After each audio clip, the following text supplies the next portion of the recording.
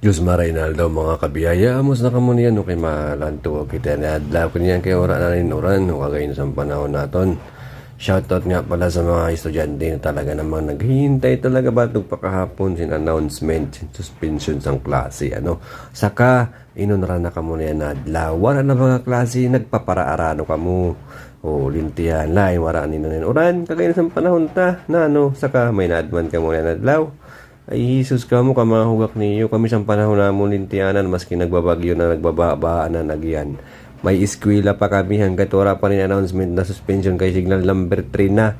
Amin na dating panahon, mini yan lintian sa iyo para naturo-turo pa lang. Gusto na niyo, suspension agad. Kabibang ka mo. Saka, may madman ka mo sana. Kaya kalamuhan yan sa batid. Wala na man mga palpalo nun. Oh, may madman ka mo. Kaya ka mo na mga estudyante, mag-aral ka mo mayad. Dahil magparadang option mga suspension ng klase kaysa mga hugak ko na. Mag 2026 na magbago na ka mga estudyante. Sabot nindo. Ay Jesus, kapagal niyo.